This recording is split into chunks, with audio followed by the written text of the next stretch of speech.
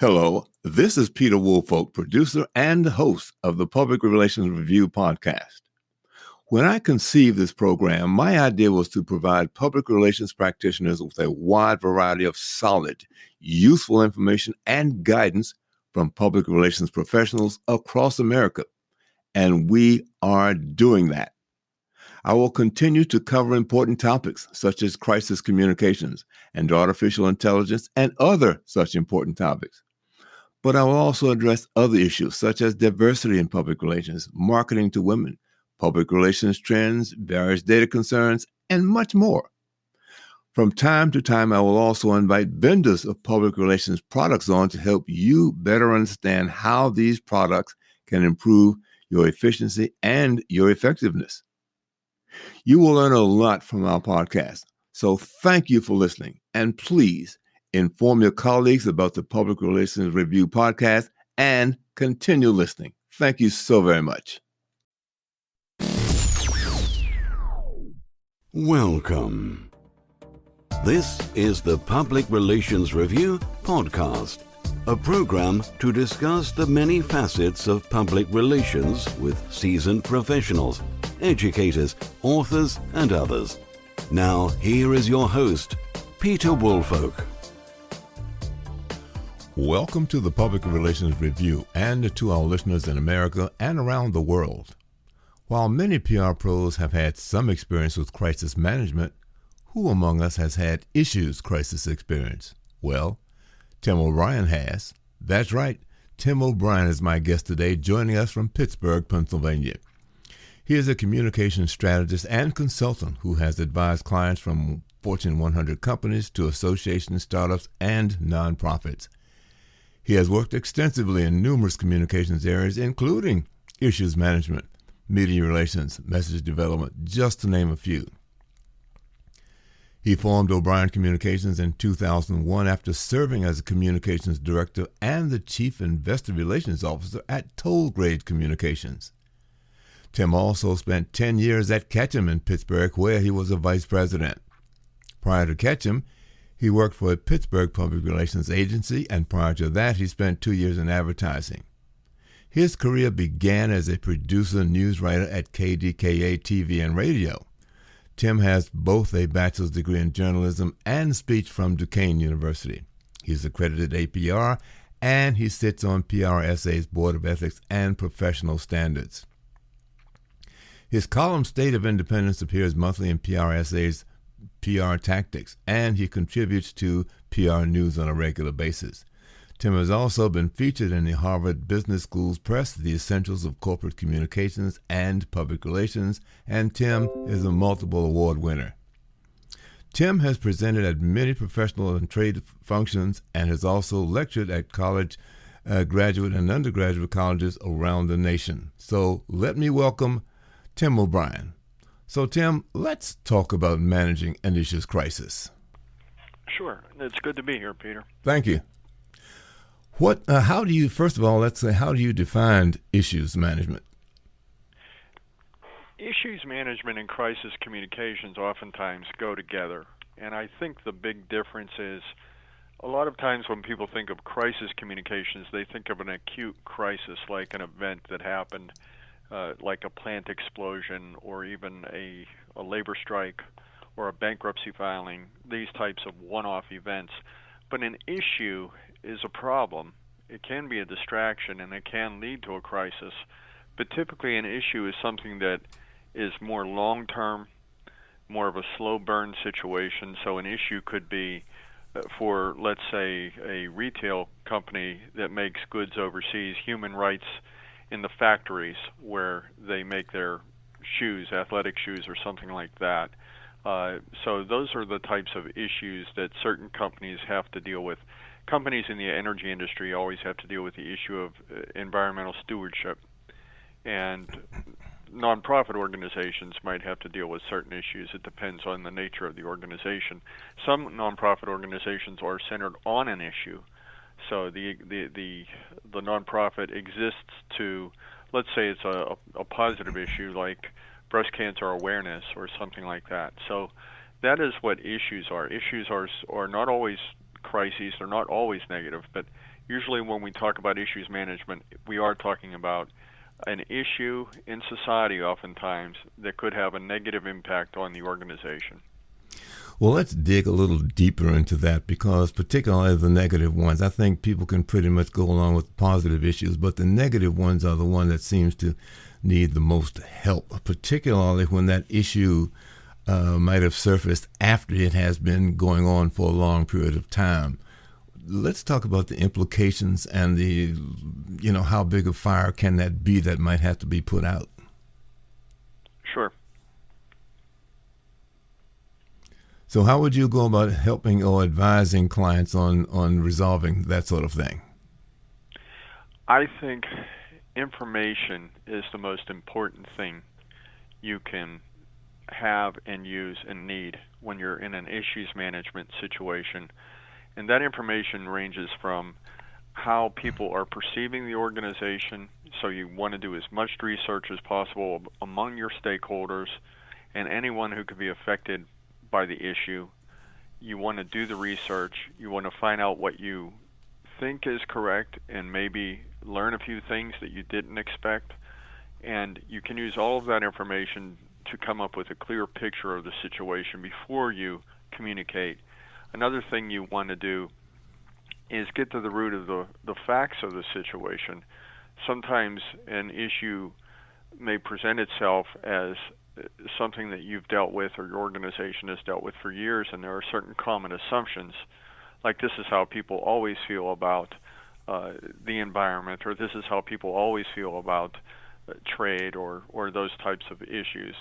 And you sort of work off of assumptions, but you don't necessarily know that those assumptions are factually accurate today. So you want to do research there and get to the root of what the facts are of the situation, what the perceptions are of the situation. You also then want to look at the business goals of the organization, even if it is a nonprofit or a trade association. What are the organizational goals that you have to achieve to stay in business or to keep operating? And then you have to do the analysis, which is how do we find where all of these things can coexist and arrive at a final outcome that's acceptable to everybody and hopefully beneficial to everybody. And that's our goal when we do issues management. One of the things that could perhaps come out of that is that the issue management perception from the inside, if you will, the organization might appear to be okay, but then there's some public perceptions because things have changed. How do you go about resolving? Should we flex a little bit to move more to their side, or do we try to explain to them some things that maybe they're missing in how they see things and bring them toward where we are? How do you begin to resolve things like that? Well, that's a great question, and I'll tell you why. Because there are certain assumptions that an organization can make that can be a real mistake in issues management, and that is to do exactly what you were thinking, what you were saying there, and that is when we look at how, let's say, as you said, the other side, what the critics are saying, do we appease the critics? And the answer is no. You don't appease anyone for the sake of trying to resolve a problem. So even in crisis communications, and I'm never an advocate for apologizing just to appease somebody to make the problem go away. Mm-hmm.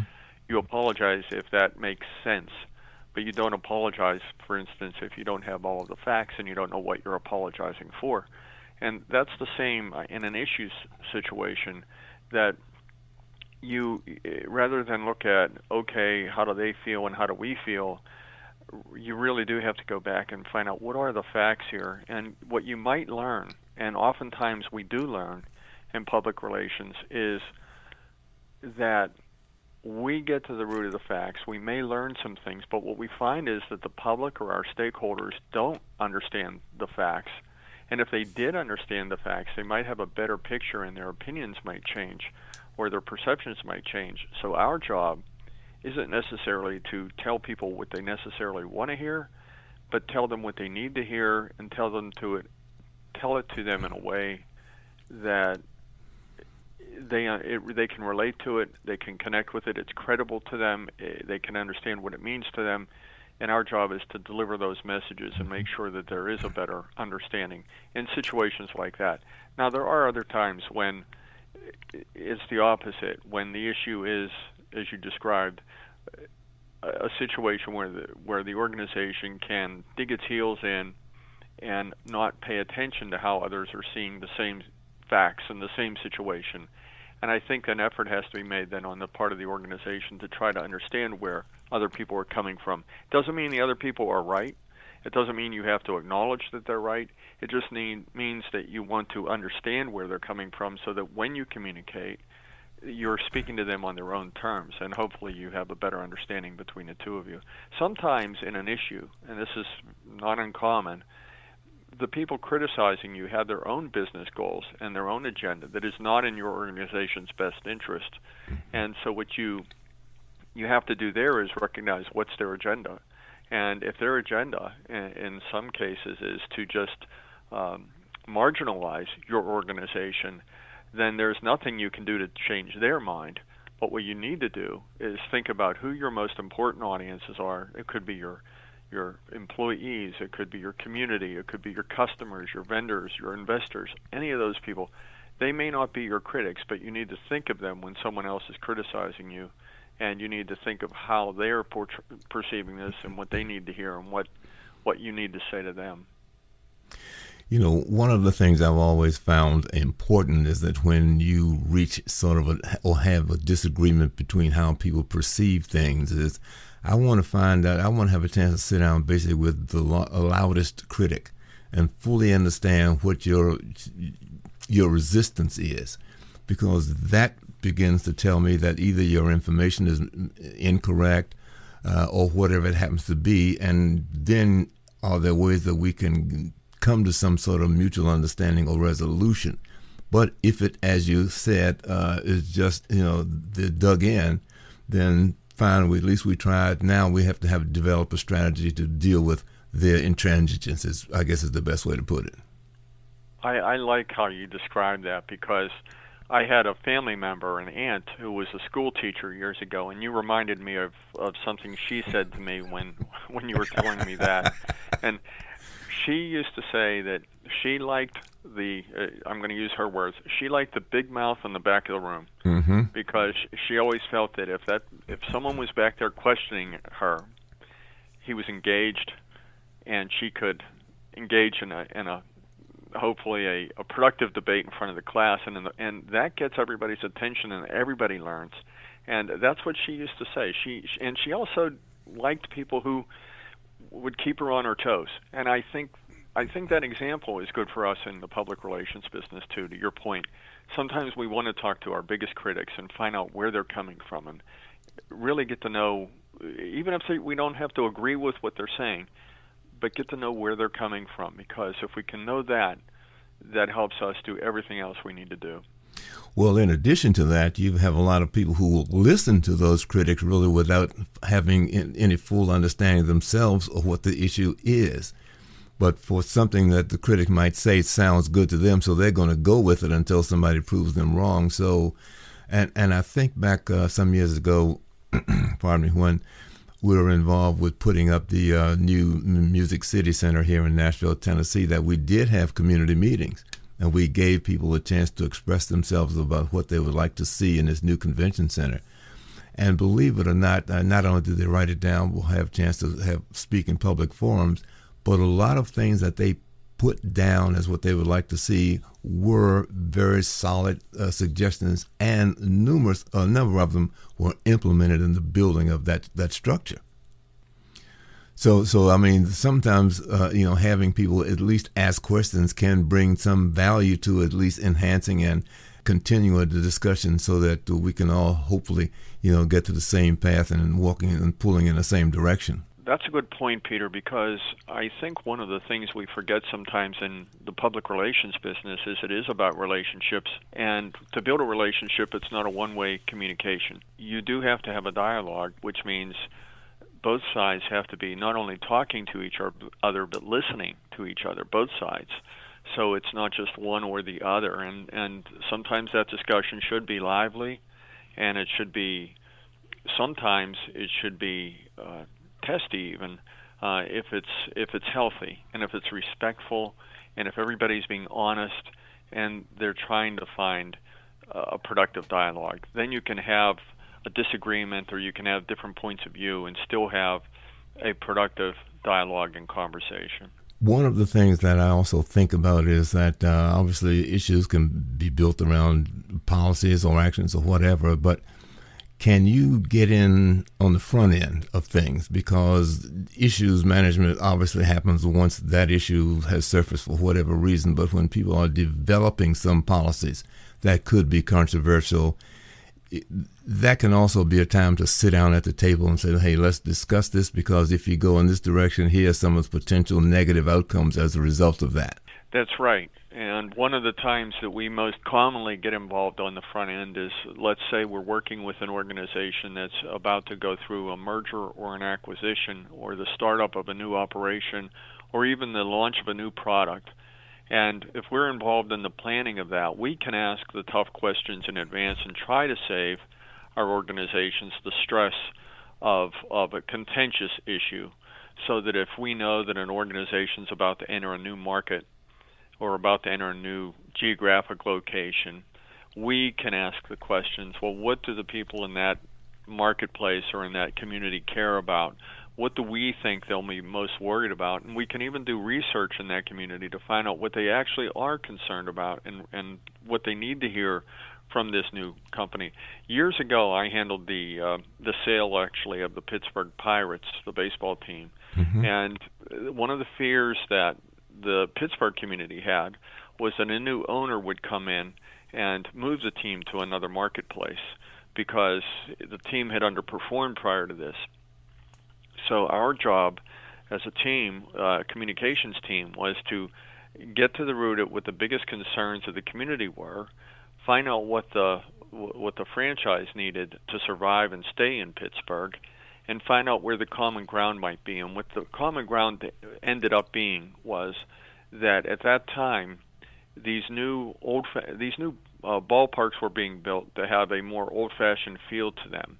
And Pittsburgh had an old multi-use stadium called Three Rivers Stadium that the Steelers and the Pirates both shared, and it was more of a football stadium really than a baseball ballpark.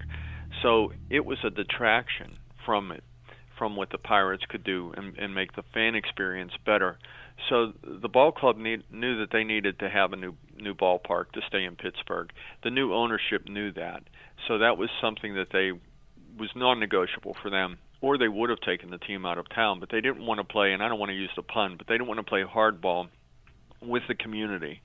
They wanted it to be a mutually beneficial conversation. Mm-hmm. So what we did was we introduced the new owner in a very grassroots campaign, going out, meeting with communities, talking to every Rotary club and Pittsburgh's a very traditional ethnic town with Slovak clubs and all these different types of community groups and church groups. And so the new owner came in and he went to them. He didn't ask them to come to him.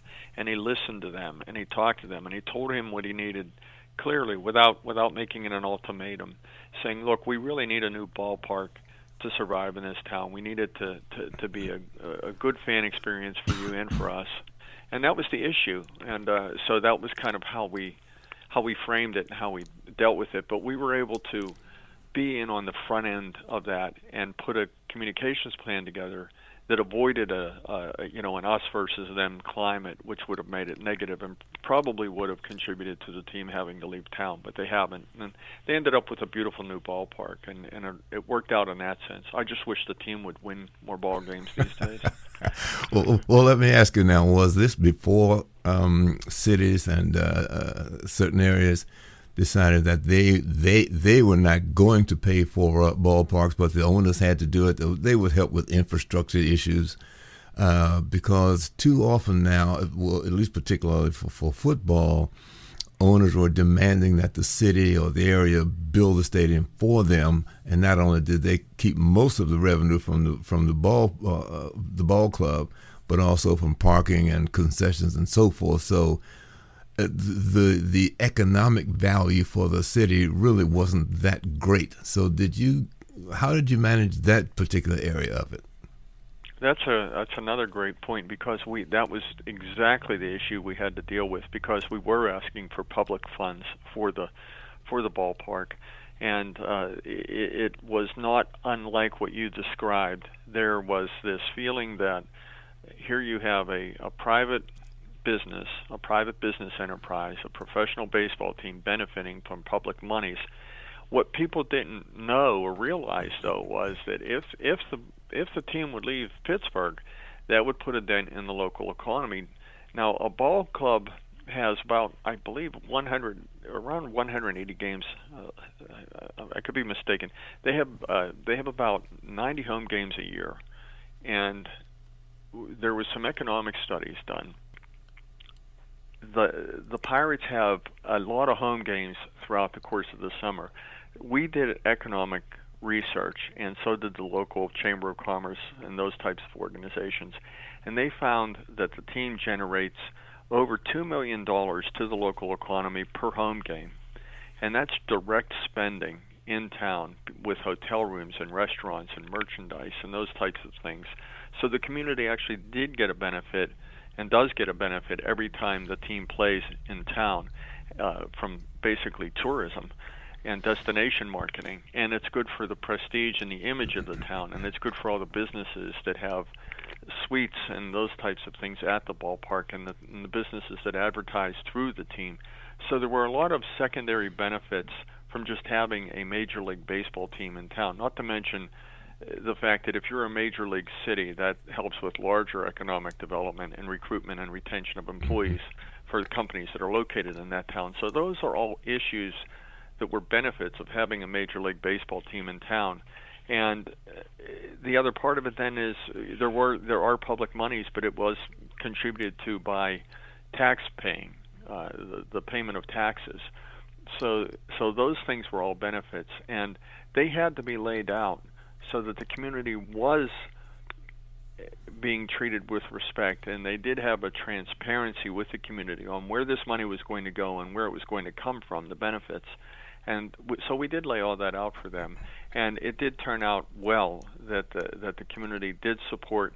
They not only supported that new ballpark, but after that, it became easier then for the Pittsburgh Steelers to get public funding for the Heinz Field, and then it became easier a little bit later for the Pittsburgh Penguins to build a new facility that's now PPG Paints Arena. And all three of those facilities have done wonders for the local economy, and nobody questions their value to the region now. But going into it, it is definitely what a lot of people might feel is a tough pill to swallow when you know that taxpayers are being asked to fund certain things that these enterprises are using. Well, pardon me, on several occasions I've seen different scenarios. I'm originally from Washington, D.C., and at one point when the Washington Redskins wanted to build a new stadium, the city said absolutely not. The economics for us just aren't that great. We put the money up to build the stadium, but the income we received after its operating is basically minuscule by comparison. They went across the river to Virginia. Virginia said, nope, not going to happen. So they went to Maryland, and Maryland said, fine. So they actually play in FedEx Field, which is just outside of Washington. I don't know, maybe 7 or 8 miles or something along those lines. So that does vary. Here in Nashville, the Titans got a stadium put up. People stopped doing it for the same reason that, the economic benefit to us was not that great, because too much of the revenue, or I should say not enough of the revenue is being shared with the city, even though the stadium is open for a variety of others, for concerts, college football games, so forth and so on. So I'm sure that has to be, people have to sit down at the table and work their way through all of those issues to make things flow smoothly. Yeah, I think at the end of the day, what it all comes down to is, how would everyone feel if the athletic organization left town, and what would that mean to the local economy, the local community, and its self-image? And some regions are so healthy and so strong in other ways, they don't need that, and they're willing to let it go. Los Angeles has been a good example of that over the years, that they've let professional sports franchises leave town, and it really hasn't affected the town because it's so big and it has so many other things that draw tourism to it. But at the same time, you'll see that every now and then a professional franchise does go back to Los Angeles, and they do work to fund projects. In fact, I think right now the football team formerly known as the San Diego Chargers, now the Los Angeles Chargers, they're playing in a soccer stadium, and they're building them. Los Angeles, I don't know who's paying for it, but they're building a new stadium over there for them. So you have that. Somebody sees the value in it. On the other hand, I believe Texas, Dallas, I'm not sure how much public money went into that stadium at all.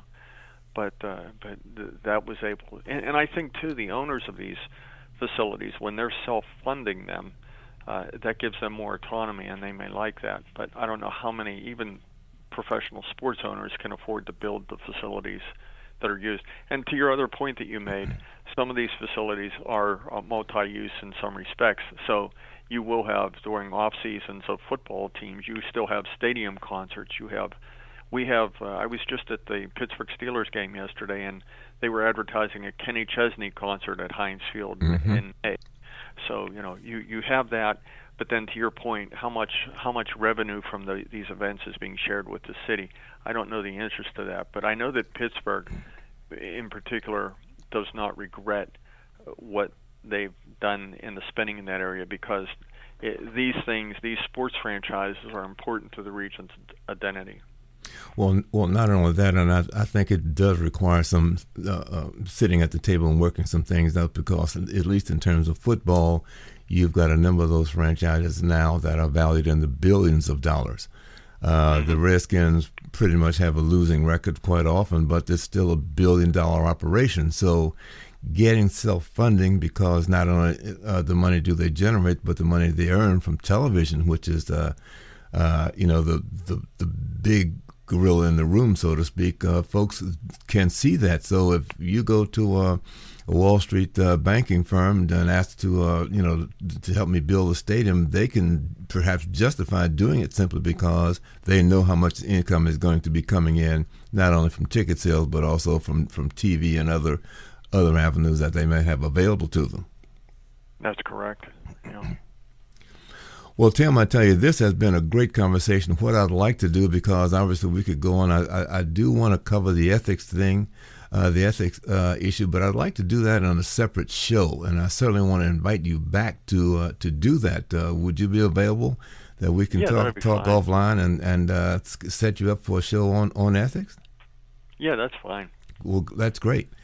Well, let me say again, thank you to Tim O'Brien from O'Brien Communications on providing some excellent insight onto issues. And I want to thank my listeners and thank Tim for joining us here on the Public Relations Review. Well, thank you, Peter, and I look forward to talking again. This podcast is produced by Communication Strategies, an award-winning public relations and public affairs firm headquartered in Nashville, Tennessee. Thank you for joining us.